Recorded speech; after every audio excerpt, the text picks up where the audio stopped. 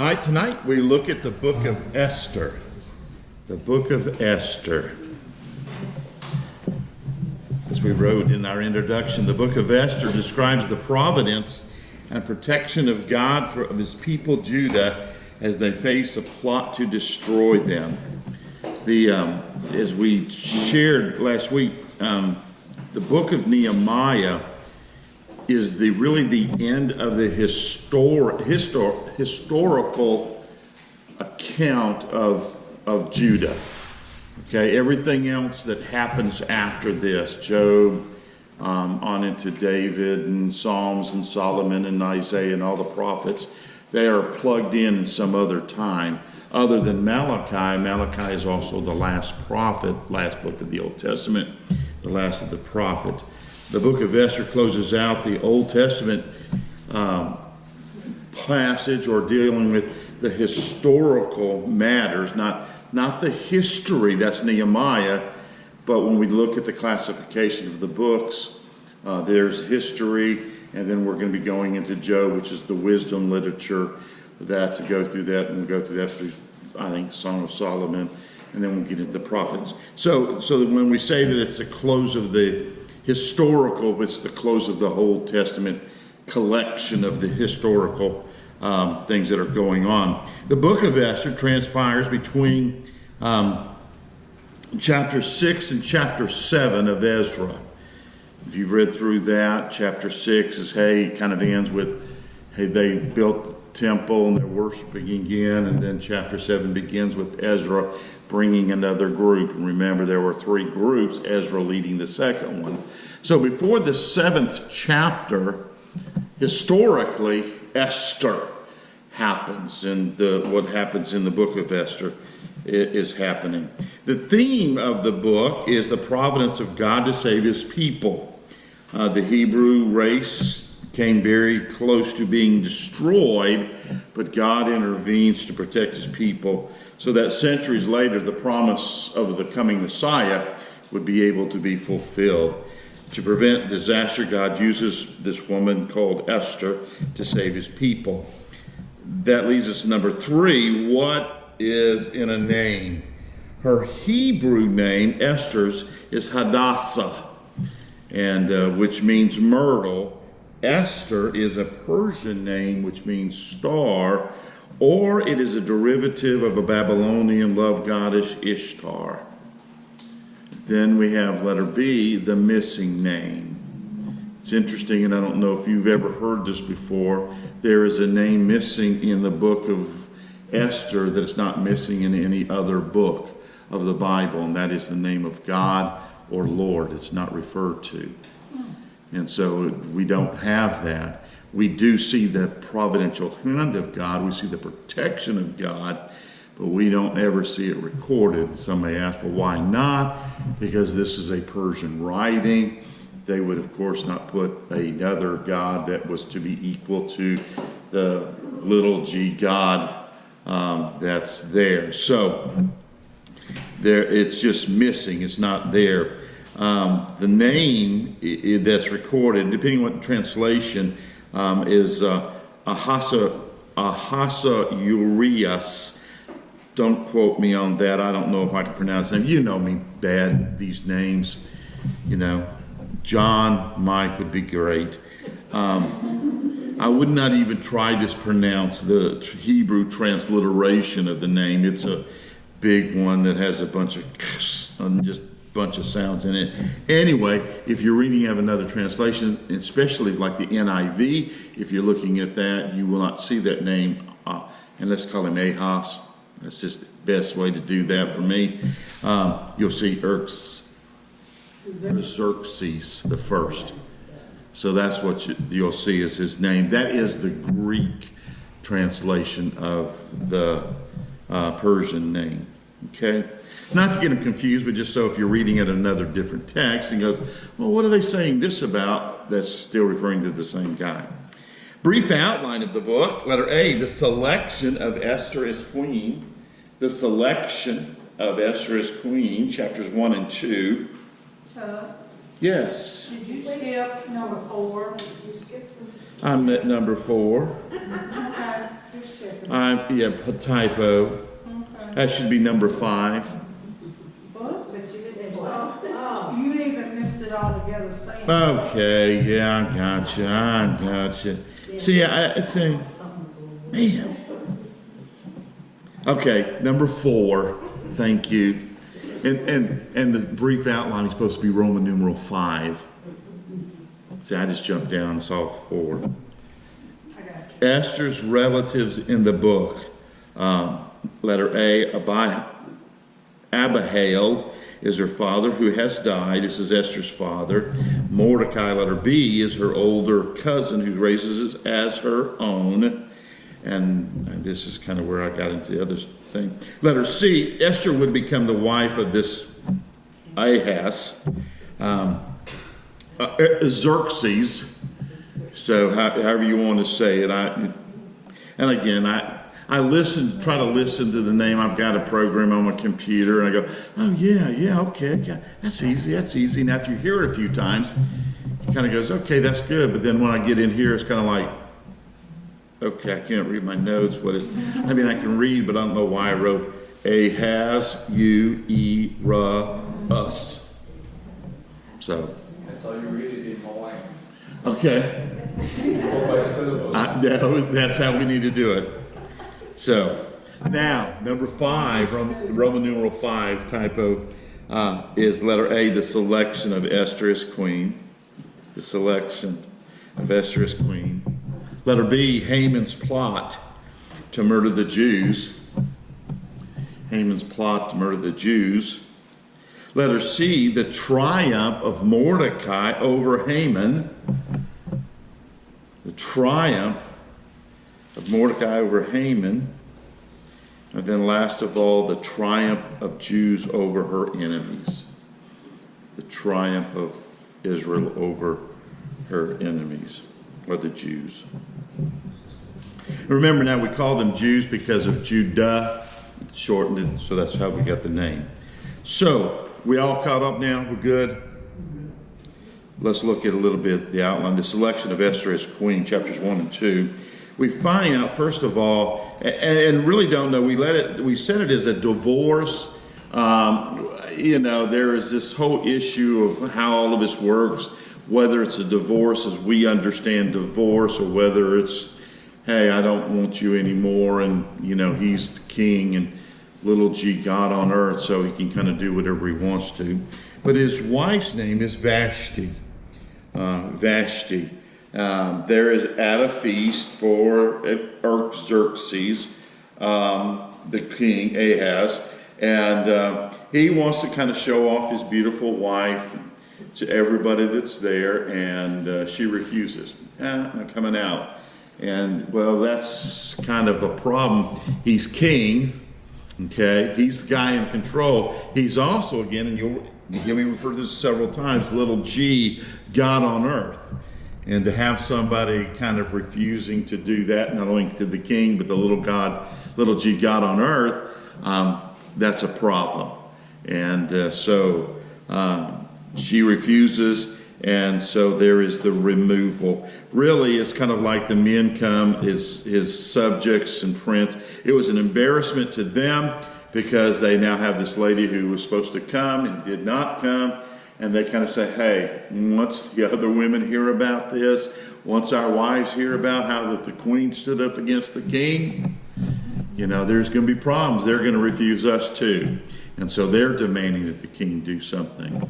Says, okay, let's put her away, and let's find somebody else to take her place. And that's where letter B comes in, the marriage of Esther, chapter 2. A decree goes out to everybody who's like, and remember now that the Persians took over from the Babylonians, and so, they've got all of these people who've come in, they've conquered. So there are different nationalities and different people, not just the Jews, but there are other ethnic groups. So they say, hey, let's send out a letter to everybody, all in their language. We're going to try to get the prettiest women, the most available women, and to see who the king would like to pick as the new queen. And so they have Esther. She does not reveal who she is, especially her nationality. So there is the preparation time, the feeding, the beauty products, all that kind of goes on. And then we find out that the king looks at Esther and says, hey, you're the one. You're going to replace Vashti. And so letter C is Mordecai reveals a plot to murder the king. Even though he's king and little g God on earth, there are still people who are against him. Mordecai is sitting by the gates. He overhears a conversation. These two threatening to kill him.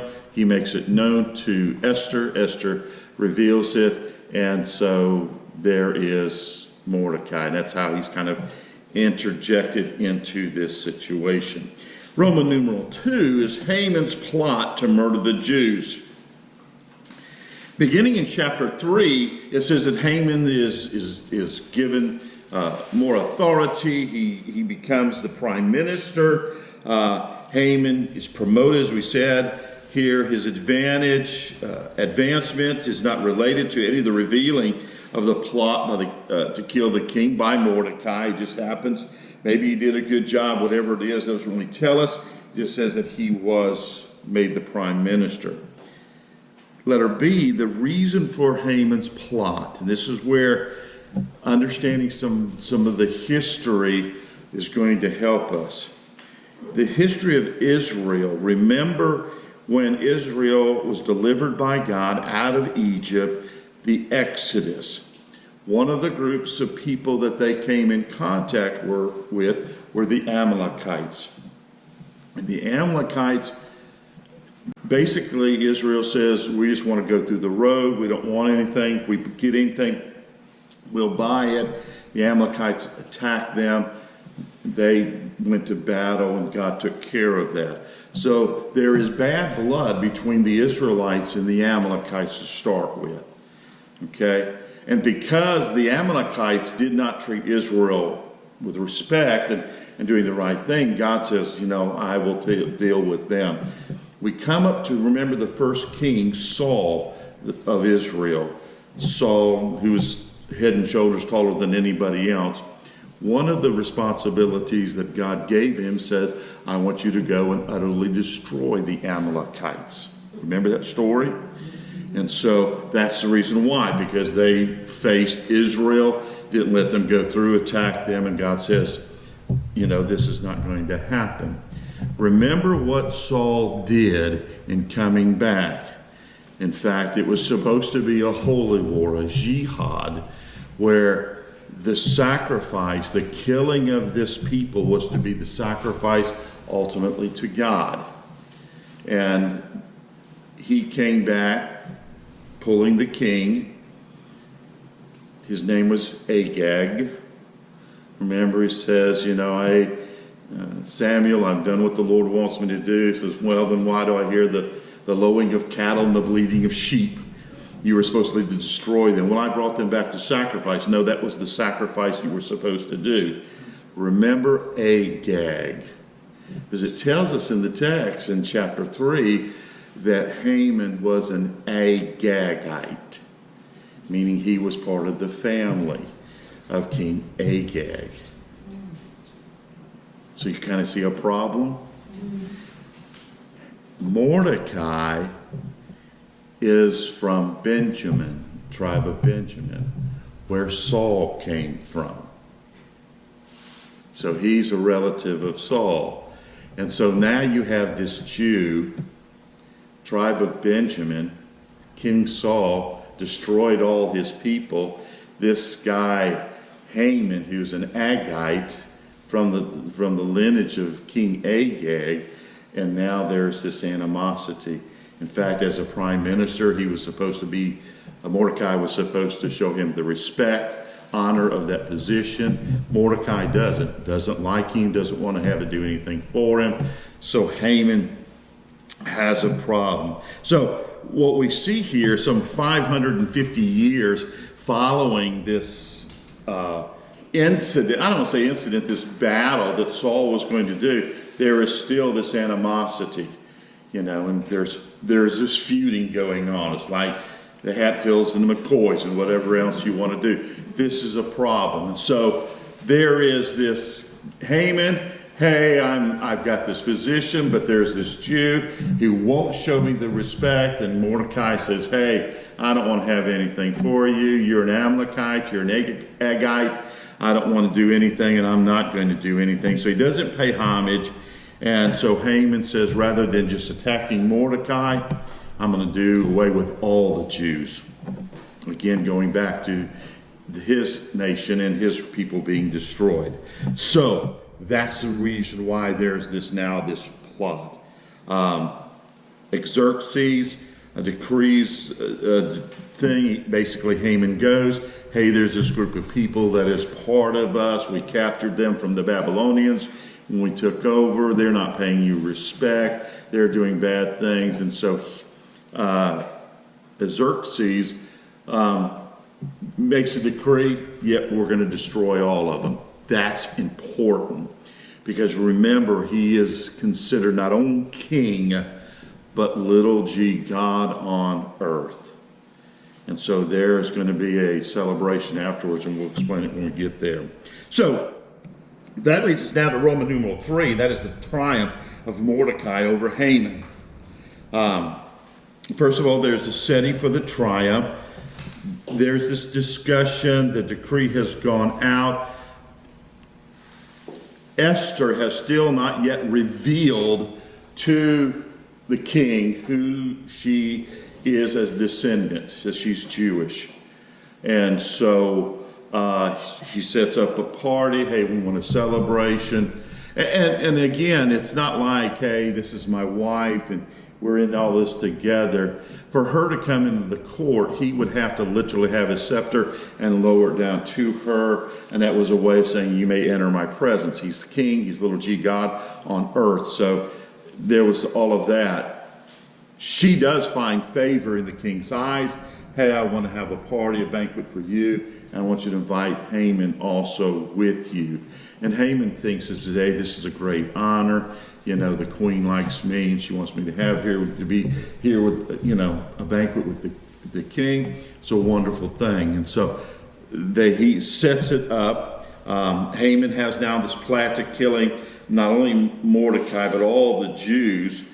And so, again, nothing about God is mentioned other than as close as we get to this is that Esther tells Mordecai to tell her people, the servants, pray and fast.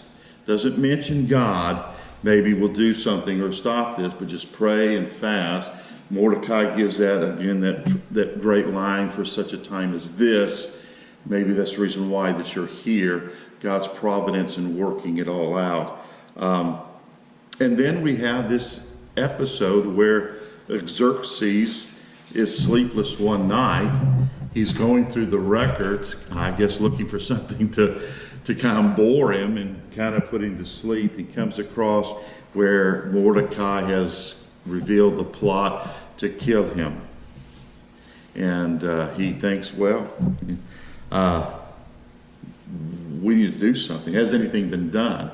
Nothing has been done to honor Mordecai, to thank him for protecting the king's life. So letter B is Mordecai is honored.